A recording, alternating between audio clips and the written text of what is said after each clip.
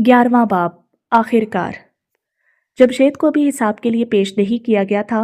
दो फरिश्ते उसको अर्श के करीब लेकर खड़े हुए थे और वो अपनी बारी का इंतजार कर रहा था। उसका चेहरा सता हुआ था जिस पर दुनिया के 50-60 बरसों की दौलतमंदी का तो कोई असर नजर नहीं आता था, लेकिन हशर के हजारों बरस की ख्वारी की पूरी दास्तान लिखी हुई थी। उसके करीब जाने से कबल मैंने अपने दिल को मजबूत बनाने की कोशिश की।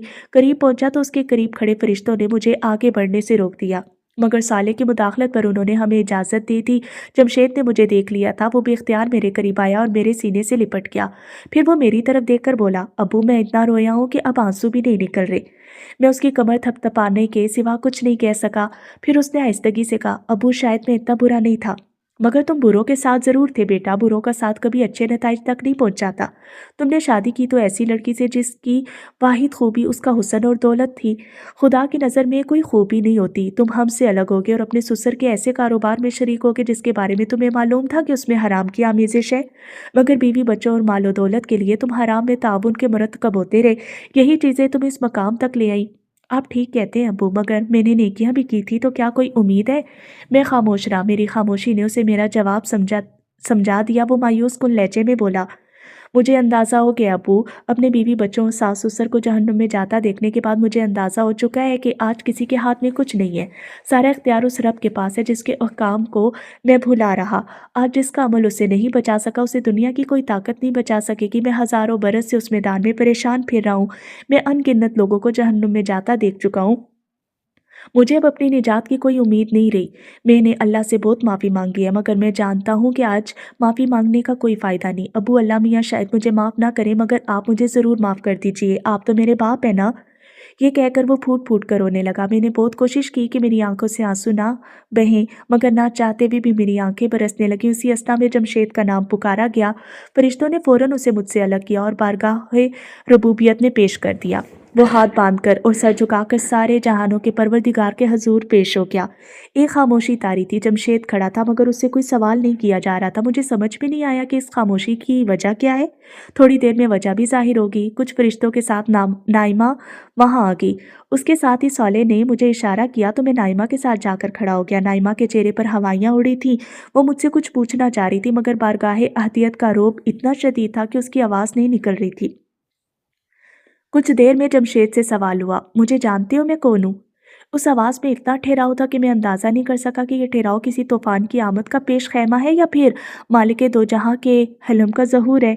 आप मेरे रब हैं, सब के रब हैं, यही मेरे वालिद ने मुझे बताया था। शाह ने बेनियाजी के साथ पूछा गया, कौन है तुम्हारा बाप? जमशेद ने मेरी तरफ देखकर कहा, ये खड़े हुए हैं। उसके इस जुमले के साथ मेरा दिल थक से रह गया। मुझे इस बात का अंदाज़ा हो चुका था कि अब जमशेद मारा गया, क्योंकि मैंने उसे तौहीद के अलावा और भी बहुत सी चीज़ों की नसीहत की थी जिनमें उसका रिकॉर्ड अच्छा नहीं था। अब मुझसे यही पूछा जाना था कि मैंने ऐसे किन बातों की नसीहत की थी और मेरी यही गवाही उसकी पकड़ का सबब बन जाती। मगर मेरी तवक्को के बिल्कुल बरखिलाफ अल्लाह ताला ने मुझे गवाही के लिए नहीं बुलाया। उन्होंने जमशेद से को एक बिल्कुल मुख्तलिफ सवाल किया, अभी तुम अपने बाप से क्या कह रहे थे? ये कि अल्लाह मियाँ शायद मुझे माफ़ ना करें, मगर आप मुझे ज़रूर माफ़ कर दीजिए। आप तो मेरे बाप है ना। लम्हे भर पहले जो मेरी उम्मीद बंदी थी वो इस सवाल के साथ ही दम तोड़ गई। जमशेद को भी अंदाज़ा हो गया कि उसकी पकड़ शुरू हो चुकी है। खौफ के मारे उसका चेहरा स्याह पड़ गया। उसके हाथ पाँव लरसने लगे। उसके वहमो गुमान में भी ये बात नहीं थी कि अल्लाह ताला जो दूसरे हिसाब किताब में मसरूफ़ थे, साथ साथ उसकी बात भी सुन रहे थे। ना सिर्फ सुन रहे थे बल्कि उसके अल्फाज अल्लाह ताला को नाराज़ करने का सबब बन गए थे। वो बड़ी बेबसी से बोला, जी ये मैंने बात की थी, मगर मेरा मतलब वो बिल्कुल नहीं था जो आप समझे हैं। तुम्हें क्या मालूम मैं क्या समझाऊं? पूछा गया, मगर आवाज़ में अभी तक वही ठहराव था। नहीं मुझे बिल्कुल नहीं मालूम, आप क्या समझे?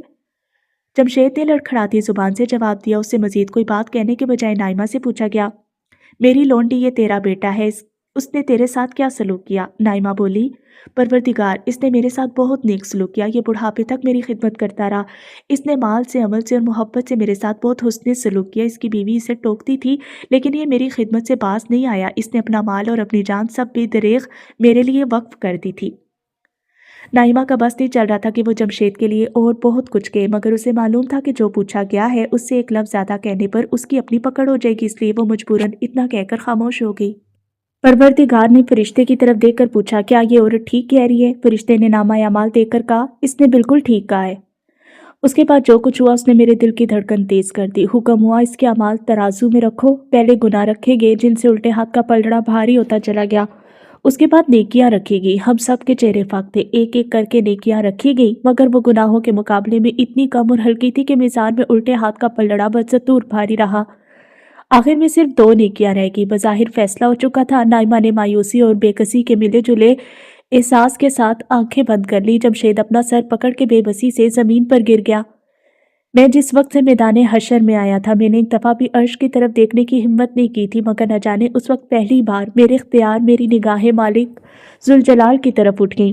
ایک لمحے سے بھی کم عرصے کے لیے اس ساتھ میرے دل سے وہی صدا نکلی جو زندگی کی ہر ناگہانی اور مشکل پر میرے دل سے نکلا کرتی تھی، لا الہ الا اللہ۔ پھر میری نظر اور سر دونوں فوراً جھک گئے۔ فرشتے نے پہلی نیکی اٹھائی۔ یہ نائمہ کے ساتھ کیا گیا اس کا حسن سلوک تھا۔ حیرت انگیز طور پر سیدھے ہاتھ کا پلڑا جھکنا شروع ہوا۔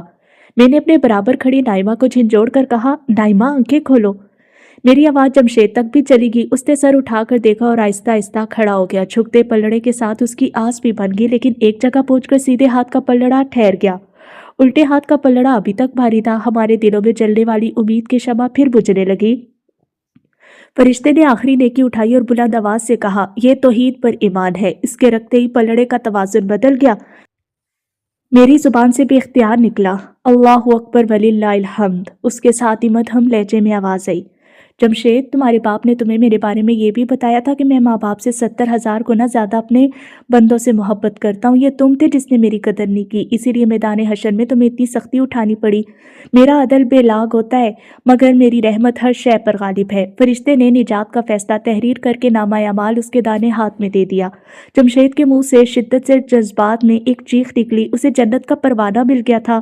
ہزاروں سال پر مبنی اس طویل اور سخت دن کی اذیت سے اسے نجات مل گئی، بلکہ ہر تکلیف سے اسے نجات مل چکی تھی۔ وہ بھاگتا ہوا آیا اور ہم دونوں سے لپٹ گیا۔ نائمہ پر شادی مرگ کی کیفیت طاری تھی۔ جمشید کی آنکھوں سے آنسو روا تھے اور میں اپنے وجود کے ہر راشے کے ساتھ اس رب کریم کی حمد کر رہا تھا جس کی رحمت کاملہ نے جمشید کو معاف کر دیا تھا۔ ہمارا پورا خاندان حوض کوثر کے VIP لاؤنج میں جمع تھا۔ میری تینوں بیٹیاں لیلا، عرفہ اور عالیہ اور دونوں بیٹے انور اور جمشید اپنی ماں نائمہ کے ہمراہ موجود تھے۔ جمشید کے آنے سے ہمارا خاندان مکمل ہو گیا تھا، اس لیے اس دفعہ خوشی اور مسرت کا جو عالم تھا وہ بیان سے باہر تھا۔ یوں اپنے خاندان کو اکٹھا دیکھ کر میں نے اپنے پہلو میں بیٹھے صالح سے کہا، اپنوں میں سے ایک شخص بھی رہ جائے تو جنت کا کیا مزہ۔ میری بات کا جواب جمشید نے دیا، جس کی بیوی بچے اور سسرال والوں کے بارے میں جہنم کا فیصلہ ہو چکا تھا۔ ہاں ابو، مجھ سے زیادہ یہ بات کون جان سکتا ہے، آپ بہت خوش نصیب ہیں۔ یہ خوش نصیب اس لیے ہے کہ اپنے گھر والوں کی تربیت کو انہوں نے اپنا مسئلہ بنا لیا۔ وہ تو تم ہی نالائق تھے، ورنہ دوسروں کو دیکھو، سب کے ساتھ اچھا معاملہ ہوا۔ اس دفعہ نائمہ نے کہا، امی آپ ٹھیک کہہ رہی ہیں، مگر مجھے دنیا میں یہ خیال رہا کہ میرے ابو کی شفاعت مجھے بخشوا دے گی۔ دراصل میرے سسر کے ایک پیر صاحب تھے جن پر انہیں بہت اعتقاد تھا۔ وہ ہمیشہ میرے سسر سے کہتے تھے کہ میرا دامن پکڑے رکھو، میں قیامت کے دن تمہیں بخشوا دوں گا۔ بس وہیں سے مجھے یہ احساس ہوا کہ میرے ابو جیسا تو کوئی ہو ہی نہیں سکتا، ان کی شفاعت میرے کام آئے گی۔ اس کی بات سن کر میں نے کہا، بیٹا تم بالکل غلط سمجھے تھے۔ دیکھو تمہارے سسر کو ان کے پیر صاحب نہیں بچا سکے۔ حقیقت یہ ہے کہ شفاعت کو ذریعہ نجات سمجھنے کی دعوت نہ ہمارے نبی نے دی اور نہ قرآن مجید میں یہ کہیں بیان ہوا ہے کہ اسے ذریعہ نجات سمجھو۔ قرآن کریم تو نازل ہی اس لیے ہوا تھا کہ یہ بتائے کہ آخرت کے دن نجات کیسے ہوگی۔ اس نے بار بار یہ واضح کیا تھا کہ روز قیامت نجات کا پیمانہ ایک ہی ہے، یعنی ایمان اور عمل صالح۔ نزول قرآن کے وقت سارے عیسائی اس گمراہی کا شکار تھے کہ حضرت عیسیٰ کی شفاعت انہیں بخشوا دے گی، جبکہ مشرکین یہ سمجھتے تھے کہ ان کے بت خدا کے حضور ان کے سفارشی ہوں گے۔ اس لیے قرآن مجید نے بار بار اس بات کو واضح کیا کہ شفاعت کوئی ذریعہ نجات نہیں ہے، انسان کو وہی ملے گا جو اس نے کیا ہوگا۔ لیکن شفاعت کا ذکر قرآن میں آیا تو ہے اور حدیثوں میں بھی اس کا ذکر ہوا ہے۔ جمشید نے سوال کیا۔ میں نے اس کے سامنے ایک سوال رکھتے ہوئے کہا، یہ بتاؤ کہ پورے قرآن یا کسی حدیث میں کہیں یہ کہا گیا ہے کہ شفاعت کو ذریعہ نجات سمجھ کر اس پر بھروسہ کرو یا اس کے لیے دعا کرو؟ نہیں، ایسا تو کہیں بھی نہیں کہا گیا۔ جمشید کی جگہ انور نے پورے اعتماد اور وثوق سے کہا تو جمشید نے اس سے اختلاف کرتے ہوئے کہا، نہیں بھائی، ہم تو ہر اذان کے بعد شفاعت کی دعا کرتے ہیں۔ میں نے جمشید کی بات کا جواب دیا، یہ تو لوگوں نے حضور کی بات میں خود اضافہ کیا تھا۔ حضور نے صرف اتنا کہا تھا کہ میرے لیے مقام محمود کی دعا کرو تو میری شفاعت واجب ہو جائے گی۔ یہ نہیں کہا تھا کہ شفاعت کے لیے بھی دعا کیا کرو یا اس پر بھروسہ کر کے عمل صالح چھوڑ دو اور مزے سے گناہ کرتے رہو۔ صالح نے مجھے مخاطب کرتے ہوئے کہا، عبداللہ تم رکو، میں انہیں شفاعت کا تصور تفصیل سے سمجھاتا ہوں۔ دیکھو، اصل نجات کا ضابطہ ایمان اور عمل صالح ہے اور اس کے سوا اور کچھ نہیں۔ آج اگر کسی کو معافی مل رہی ہے تو دراصل وہ کسی کی شفاعت سے نہیں مل رہی بلکہ اللہ تعالیٰ کے علم، قدرت اور رحمت کی وجہ سے مل رہی ہے۔ قرآن مجید میں اس بات کو اس طرح بیان کیا گیا ہے کہ اللہ تعالیٰ بس شرک ہی کو معاف نہیں کریں گے، اس کے علاوہ جس گناہ کو چاہیں اور جس شخص کے لیے چاہیں بخش سکتے ہیں۔ چھوٹے موٹے گناہوں کو تو اللہ تعالیٰ دنیا کی سختیوں اور نیکیوں کی بنا پر معاف کر دیا کرتے تھے، لیکن جن لوگوں نے گناہ کا راستہ مستقل اختیار کیے رکھا اور توبہ نہیں کی، انہیں تو بہرحال اس راہ پر چلنے کے نتائج آج بھگتنا پڑ رہے ہیں۔ تاہم کوئی بندہ مومن جب اپنے گناہوں کی کافی سزا بھگت لیتا ہے۔ صالح نے یہی تک بات مکمل کی تھی کہ جمشید نے لقمہ دیا، جیسے میں نے بھگتی یا پھر لیلا نے میدان حشر کی ابتدائی خواری اٹھائی تھی۔ بالکل، صالح نے اس کی تائید کرتے ہوئے اپنی بات جاری رکھی، میں یہ بتا رہا تھا کہ جب بندہ مومن اپنی خواری اور میدان حشر کی سختیاں جھیلنے کی بنا پر اللہ تعالیٰ کے اپنے قانون عدل کے تحت نجات کا مستحق ہو جاتا ہے تو اللہ تعالیٰ کچھ نیک لوگوں کی گواہی کو، جو دراصل اس کے اچھے اعمال ہی کی گواہی ہوتی ہے، اس کی مغفرت کا بہانہ بنا دیتے ہیں، جیسے تمہارے لیے تمہارے ماں باپ کی گواہی مغفرت کا ذریعہ بن گئی، یا لیلا رسول اللہ کی اس گواہی کے نتیجے میں نجات پا گئی جو آپ نے ابتدا میں دی تھی۔ لیکن دیکھ لو کہ اس میں بھی ذاتی ایمان اور ذاتی عمل کی موجودگی ضروری ہے، اور سزا تو بہرحال انسان کو بھگتنی پڑتی ہے۔ تو یہ بتاؤ کہ سزا بھگت کر معافی کا راستہ بہتر ہے یا شروع ہی میں توبہ اور عمل صالح کا راستہ اختیار کر لینا اور بغیر کسی سختی کے نجات پا جانا بہتر ہے؟ ظاہر ہے کہ پہلا راستہ بہتر ہے، مگر یہ بتائیے کہ پھر حضور کی شفاعت کی کیا حقیقت ہے؟ اس دفعہ عارفہ نے جواب دیا اور ساتھ میں صالح سے ایک سوال بھی کر لیا۔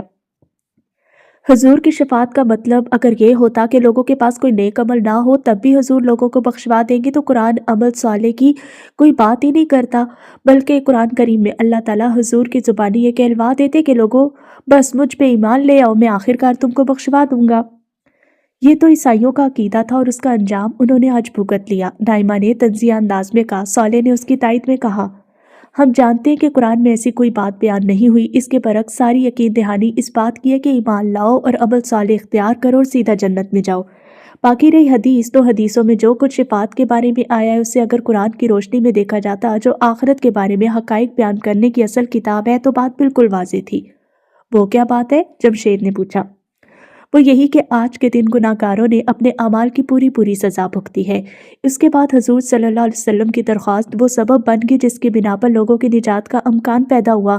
یہ پہلی دفعہ اس وقت ہوا تھا جب حضور نے اللہ تعالیٰ سے یہ درخواست کی تھی کہ انسانیت کا حساب کتاب شروع ہو، جس کے نتیجے میں لوگوں کو انتظار کی زحمت سے نجات ملی۔ دوسری دفعہ آپ نے اور دیگر تمام انبیاء نے اپنی اپنی قوموں کو دی گئی اپنی تعلیم کی شہادت دی۔ یہ شہادت ان سب لوگوں کے لیے نجات کا باعث بن گئی جن کا عمل مجموعی طور پر اس تعلیم کے مطابق تھا، جیسے کہ میں۔ لیلا بولی، ہاں جیسے کہ تم۔ اور اب تیسری دفعہ حضور اس وقت درخواست کریں گے جب کچھ لوگوں کا معاملہ مؤخر کر دیا جائے گا، ان کا حساب کتاب آخری وقت تک نہیں کیا جائے گا اور وہ اپنے گناہوں کی پاداش میں حشر کے میدان میں خوار ہوتے رہیں گے۔ حضور ان کے لیے بار بار درخواست کریں گے، تاہم جب اللہ تعالیٰ کی حکمت اور علم کے تحت ان کا فیصلہ کرنا مناسب ہوگا تب حضور کو اجازت دی جائے گی کہ وہ ان کے حق میں کوئی بات کریں۔ پھر حضور کی درخواست کے نتیجے میں ان کا حساب کتاب ہوگا، جس کے بعد جا کر ان کی نجات کا کوئی امکان پیدا ہوگا، اور یہ ہوگا بھی سب سے آخر میں جب ایسے لوگ اپنے تمام اعمال کی بدترین سزا بھگت چکے ہوں گے اور توحید سے وابستگی اور اپنے اچھے اعمال کی بنا پر نجات کے مستحق ہو جائیں گے۔ میرا ایک سوال ہے، انور نے صالح کو مخاطب کر کے کہا، وہ یہ کہ اگر سب لوگ سزا بھگت کر ہی معافی کے مستحق بن رہے ہیں تو اس میں اللہ کی رحمت کہاں سے آ گئی؟ یہ تو بس عدل ہو رہا ہے۔ بہت اچھا سوال ہے، صالح نے انور کی تحسین کرتے ہوئے جواب میں کہا، دیکھو وہ اگر صرف عدل کرتے تو ایسے لوگوں کی اصل سزا جہنم کے عذاب تھے جن کا بھگتنا میدان حشر کی سختیوں سے ہزاروں لاکھوں گنا سخت سزا ہے۔ عدل کے تحت ایسے تمام لوگوں کو جہنم کی سزا بھگتنی چاہیے تھی، مگر ان کی رحمت یہ ہے کہ وہ حشر کی سختی کو جہنم کے عذابوں کا بدل بنا رہے ہیں۔ یوں اللہ تعالیٰ کی صفت عدل اور صفت رحمت کا بیک وقت ظہور ہو رہا ہے۔ صالح نے بات ختم کی تو جمشید نے کہا، تو یہ ہے اصل بات۔ میں تو اس غلط فہمی میں رہا کر شفاعت کا مطلب یہ ہوتا ہے کہ ہم جتنے مرضی گناہ کر لیں نبی کریم صلی اللہ علیہ وسلم اور دیگر نیک لوگ ہمیں بخشوا دیں گے۔ یہ تصور اللہ تعالیٰ کی صفت عدل کے خلاف ہے۔ یہ بس ایک غلط فہمی تھی جو قرآن کریم کو سمجھ کر نہ پڑھنے کی وجہ سے لوگوں کو ہو گئی تھی۔ نجات میں تو صرف ایمان اور عمل صالح سے ہوتی ہے، باقی رہی معافی تو وہ اللہ تعالیٰ کی رحمت سے ملتی ہے۔ اللہ تعالیٰ بس یہ کرتے ہیں کہ اس معافی کا اعلان اور سبب کسی نیک بندے کی گواہی یا درخواست کو بنا دیتے ہیں۔ اس سے اللہ تعالیٰ کا مقصود اپنے محبوبوں پر گزیدہ بندوں کی عزت افزائی ہوتی ہے۔ نجات تو اپنے اصول پر ہوتی ہے، اور تم سے بہتر اب یہ کون جانتا ہے کہ انسان جہنم میں نہ بھی جائے تب بھی گناہوں کی کتنی سخت سزا حشر کے میدان کی سختی کی شکل میں بہرحال بھگتنی پڑتی ہے۔ کیا جہنم میں جانے کے بعد بھی نجات کا کوئی امکان ہے؟ عالیہ نے سوال کیا تو ایک خاموشی چھا گئی۔ کچھ دیر بعد اس سکوت کو صالح نے توڑتے ہوئے کہا، قرآن کہتا ہے نا کہ اللہ تعالیٰ بس شرک ہی کو معاف نہیں کریں گے، اس کے علاوہ جس گناہ کو چاہیں اور جس شخص کے لیے چاہیں بخش سکتے ہیں۔ مطلب؟ انور نے پوچھا۔ مطلب یہ کہ کچھ گناہ جہنم تک پہنچا سکتے ہیں، لیکن ان گناہوں کے باوجود جن لوگوں میں ایمان کی کوئی رمق باقی تھی انہیں آخرکار معافی مل سکتی ہے۔ مگر یہ معافی کس کو ملے گی، کب ملے گی، یہ باتیں اللہ کے سوا کوئی جانتا ہے اور نہ کوئی اور طے ہی کرے گا۔ اور میرے بھائی، جہنم تو ایک پل رہنے کی جگہ نہیں ہے۔ جو لوگ وہاں سے نکلیں گے وہ نہ جانے کتنا عرصہ گزارنے کے بعد اپنی سزا بھگت کر نکلیں گے۔ یہ مدت اتنی زیادہ ہوگی کہ اربوں خربوں سال بھی اس حساب میں چند لمحوں کے برابر ہیں۔ اس بارے میں تو نہ سوچنا ہی بہت بہتر ہے۔ میرے خدایا، انور لرز کر بولا، جہنم تو دور کی بات ہے، حشر کے میدان میں ایک پل کھڑے رہنا بھی ناقابل برداشت عذاب ہے۔